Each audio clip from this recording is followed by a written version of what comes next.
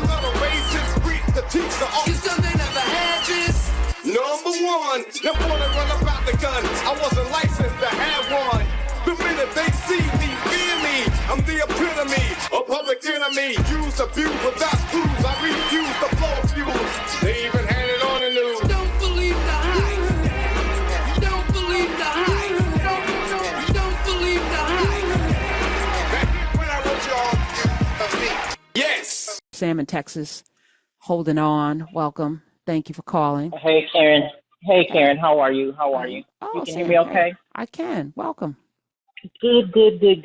So, Karen, look, so I am a Nubian. You know I'm a Nubian. So I had to update all my Nubian family because I told them in Nubia that I was going to a Protect the Vote poll watcher training on this weekend. I did that. Needless to say, it was full of Trumpers. I was the only Black person there.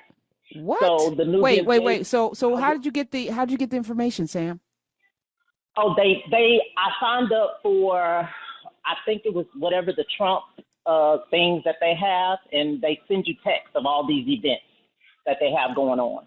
So I said, oh, okay, so you're having a poll watch event. Usually it's virtual, but this one they had in Houston, it was an in-person training.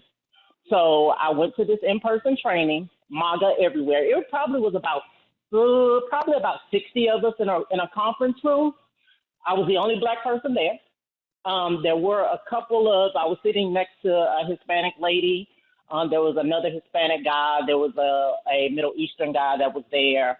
So needless to say, it was quite interesting.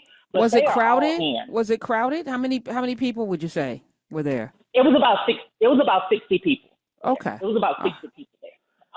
It was a small conference room, so they couldn't. I'm sure it was more people that signed up, but it was at capacity, the room that we were in. Like I say, I was the only Black person there. And were you questioned? Were you looked at funny? I was looked at funny, but I think after a while they said to hold all the questions till the end. The information was very interesting. Needless to say, the only question that I had. Describe interesting, because I don't know what that means. Well, they put this face on that you make sure that you are following the law. You want to make sure that you're nice to everybody when you're poll watching. Don't be a poll worker. Just make sure you're a poll watcher. There are certain things you can do, so just make sure that you're following the law. And the young lady that was doing the training, Karen, she probably was about 22 or 23. Mm-hmm. You wouldn't have guessed that she had her Trump 47 jacket on, her, she was all in on Trump. You could tell by what she was saying that she was all in on Trump. What got me at the end, though, you have to sign up. So I signed up to be a poll watcher actually on election day. I've been a volunteer deputy registrar here in Harris County, Texas. So voter registration ended on Monday. But I did volunteer to be a poll watcher on actual election day. Now, the killer part is I signed up with the Republican side. You're supposed to have an equal number of Republicans and Democrats. So I signed up on the Republican side. I'm using that party of Lincoln, Karen. I'm using that party of Lincoln. I love that. I've been with you for 9 years, Karen. I've been with you for 9 years. I love it. I love that, Sam. I'm using that part of a Lincoln strategy. But the interesting part was at the end when you sign up. The priority locations that they had, I've been in Houston, Texas my whole life. The priority areas were global majority areas that they had as priority areas to sign up for. So it feels a little like they're going there to intimidate more than watch. Yes. And that was my first thought when I saw those priority areas. Like I say, I've been in Houston my whole life, so I know where these areas are. There was one in what we consider Cashmere Gardens. If you're in Houston, then you know these areas. Cashmere Gardens, there's Trinity Gardens, there is Sunnyside. There's all these different areas. So if you're not from Houston, you wouldn't be familiar, but they didn't have any from, the Ritchie River Oak side or the Memorial side and all these other areas. but it seems like they were really looking for people to go to these areas that are global majority areas, which is very interesting. They put those as priority areas. Now, when you left there, what did you leave there knowing that you didn't know before?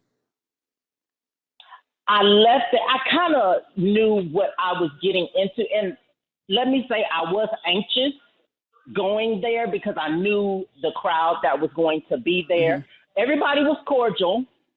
When I got there, everybody was cordial. But, you could see the side eyes. There was this one little old white lady that was sitting next to me. And she just kept staring at me. And I said, "Did you need something?" "Oh, no, I don't need anything." "Oh, okay. I'm just making sure that you didn't need anything." But first of all, you're brave though, going there by yourself, which I don't recommend. But I feel like these people think they're Christian, so they're gonna behave until something goes left, and then they turn into the zombie horde of knuckle dragging demons. But because in their mind something clicks that is justified. But that's very brave. I appreciate you doing that. I wish more people would go, collectively into these spaces. And I appreciate your participation in the things that we're doing, especially in Nubia, where I'm in right now. I'm in the Nubia chat. And shout out to everybody that's there, Morna and Greg and Vernon and Kelly Bree and Gregory and Michael and Zan is always there holding it down, of course, and Cherie. But it's important, Michael, for us to have these communities that we can not just be safe, but where we can strategize what to do next.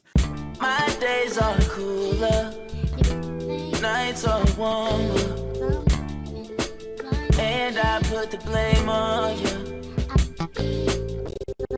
Time moves slow, but my heart beats faster. When these eyes are looking right at you, you give me something to believe in, just what I needed. You're the closest.